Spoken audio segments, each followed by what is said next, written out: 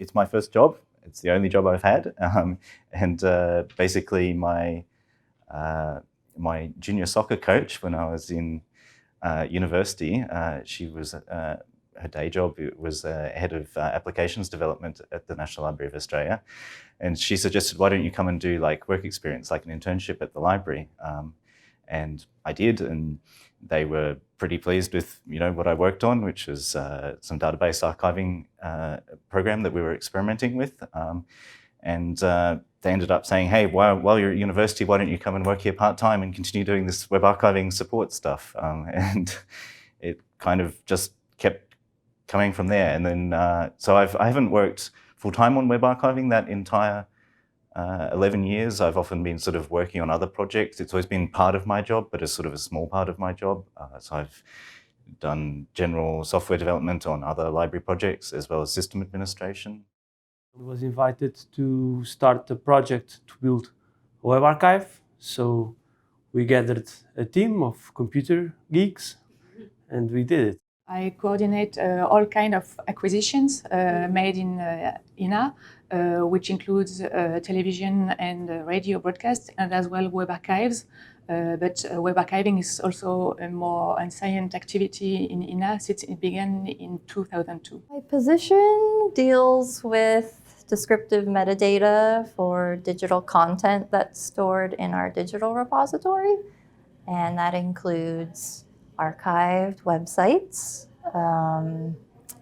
And I was kind of assigned to work with those materials and basically to kind of formalize our descriptive policy for those kinds of resources. The library decided to start web archiving, and then they asked me to lead the project, and then I started learning a lot. A lot of it was my previous boss, Kathy Hartman, was kind of a pioneer in both our digital library and in our web archiving activities.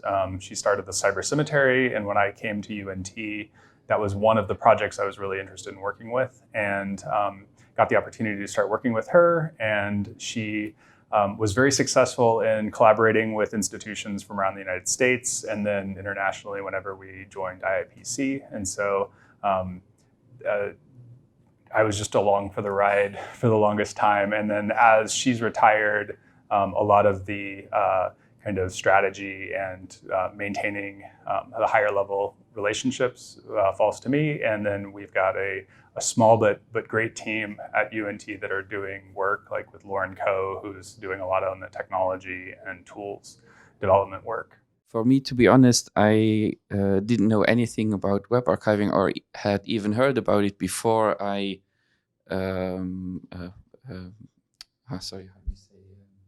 before I applied at the library. And but already when I read the job description, it made sense to me. And I thought, okay, this could be a really good opportunity. And I was very happy to be able to work in this field now. I'm an IT person, and I started working for an automatic translation company. And I worked there for 7 years. And it was a nice mix because it was in between IT and culture and language, which is also something I really like. And then I started working at the library, and I was doing digitization. So it was also in the library with cultural heritage, but in a different area. And when the library was finally ready to start getting people for doing the web archive, I transitioned from digitization to the web archive because I had been involved in setting it up.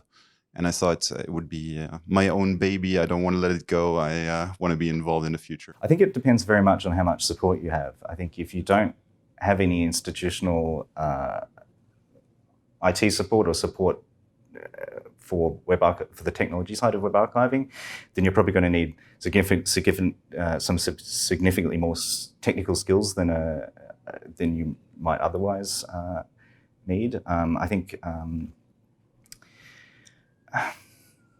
it probably helps to be able to understand the structure of the web a bit, and that how websites are organized.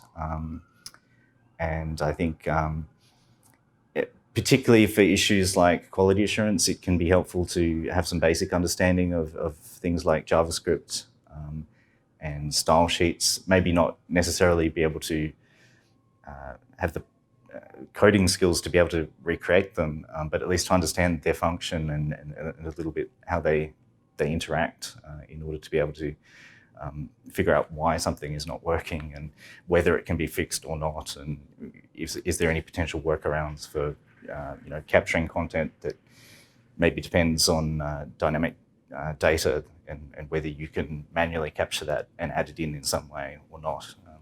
Can be quite helpful. Everybody must know HTML.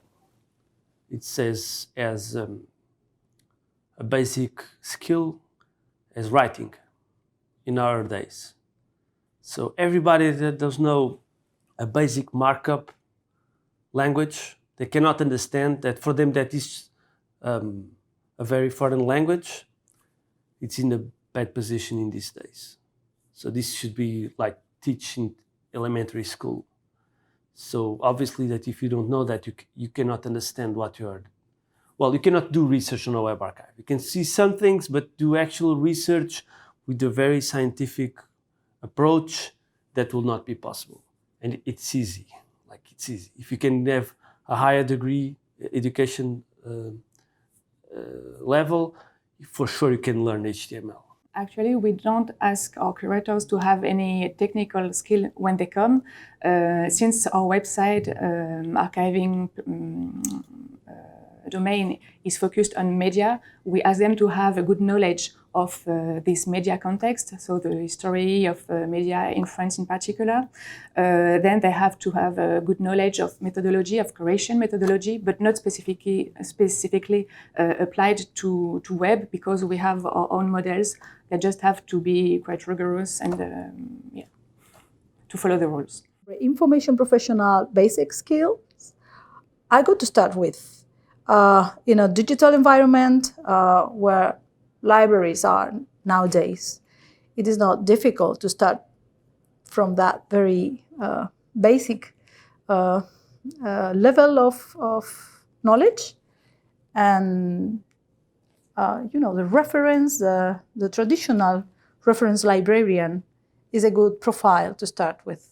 I think generally knowing how the web works is important, and if the fundamental, just the basics, and you don't have to be a programmer that understands how handoffs between HTTP servers work, but knowing that there are protocols that we use and that here's how generally how messages are sent. You request things, you get responses back, and how these technologies work together. I think that's really important. Understanding the primary sources that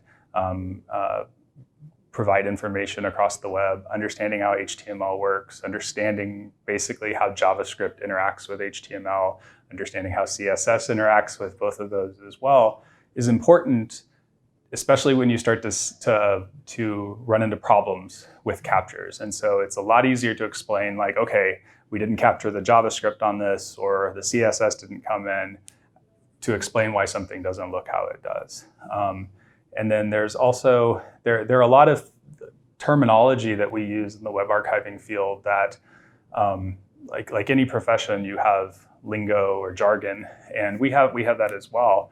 And so being able to understand some of the basics, what is a seed, what are crawls, what is a job, what is an archive made up of archives, and so some of our language is kind of circular, but understanding these units that we talk about, what is scope, what are regular expressions, and I don't think that curators need to be Java developers who can run hair tricks on a Linux server, but knowing that asking for the entire Library of Congress domain every day to be harvested in completeness is not a realistic expectation for the tools. And knowing how you can kind of optimize like your request and the scope of your collecting to what's currently available with the tools and the infrastructure that you have is useful. It's not always possible, but it's helpful for communicating with the technologists and communicating with other collectors who are trying to do the same thing. I think it would be helpful to have a basis of understanding the functioning of websites, how the architecture of certain types of websites works, what the thinking is behind certain ways that different media behave on websites, that could help in figuring out what results you're hoping from your harvests in the end. And probably also in that way to know what your harvesting tools are doing, how the crawler might behave, what the idea behind spiders, etc. is. So that's probably good knowledge to have. I think in many cultural institutions at the moment, web archiving is seen as kind of a very small niche thing. It's something new and that people don't understand very well. But I think people need to realize that information publication is changing and is continuing to move from physical media to electronic media, and the web is a big part of that. And I think institutions need to understand that and sort of come to embrace it and to put a bit more focus on web archiving, because it's where the rest of the world is kind of moving to. And if librarians and archivists kind of don't embrace that, we were going to be losing a lot of material that we really should be capturing. I think the most important thing is to take conscience about the importance of web archiving in the long term, because a considerable part of our information, the information we manage and we try to preserve in our libraries and archives, is online. So this information is very ephemeral, and we should be aware of what the society and our users in the future are going to expect from us and from the work we are doing today. All librarians should know that web archives exist and why web archives exist, and what are we trying to accomplish on behalf of our colleagues, librarians who don't do web archiving.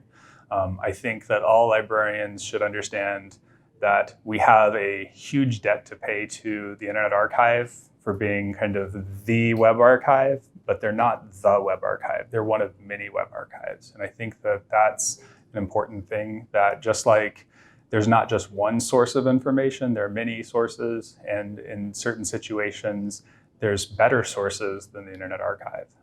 So if you really want legislative content in the US, you might go to the Library of Congress for that. If you really wanted human rights content, you would go to the wonderful collections at Columbia. And it's like that for a lot of different things. If you really want to know about a single institution's collection, you should go to their web archive and work with that. And we as the field have tried to make discovering web archives much easier with some of the memento work that's happened and some of the aggregations that have happened. So I think that's what all librarians should know. And I think that for web archiving librarians, I do think it is helpful to know where kind of the trajectory of what we're trying to accomplish is, where it's going. So what are our current challenges? What's really hard? What are we thinking about? And it's also then helpful to know what we're not thinking about, because it's still really hard. And so where can we be going as new people, as people get on the web more or on the internet more in different ways?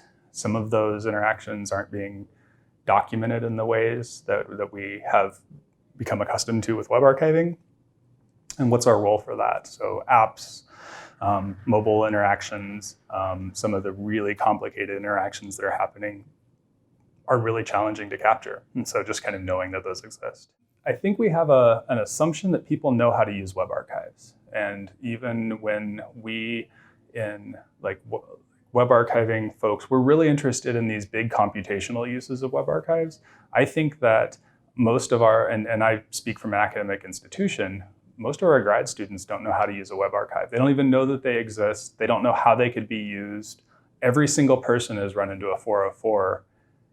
So everyone could be a web archive user, but I don't think most of our students even know that they exist. And so I think that's an area that librarians generally need to know more about. We need to be mentioning this in our instruction sessions. And especially when we're working in disciplines that have a web focus, it should be absolutely a component of that library instructions.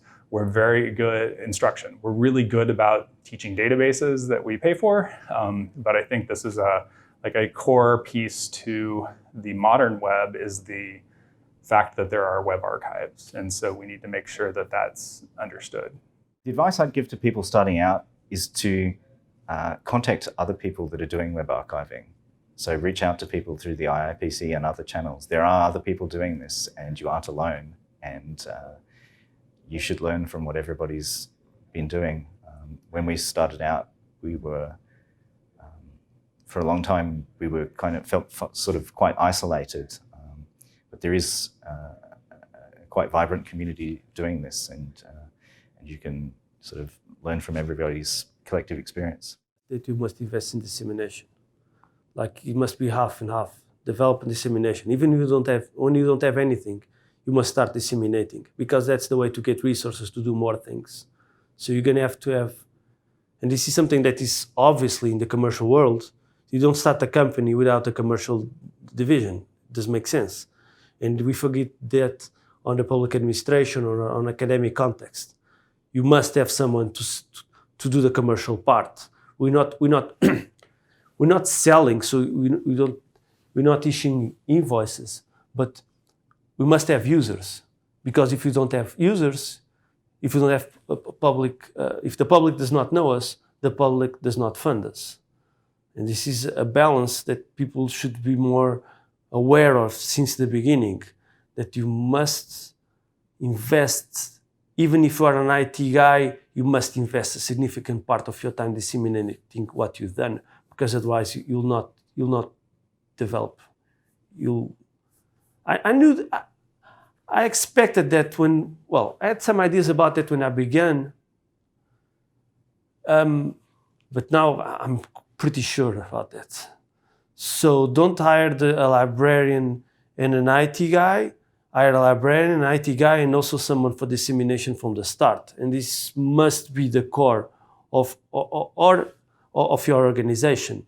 Or if you have the IT guy and the librarian, you put half of their time doing some kind of dissemination, like public presentations, videos on YouTube, going to meetings where potential users or partners be. So this is something that librarians and computer guys are not, by definition, like the most communicative extrovert persons.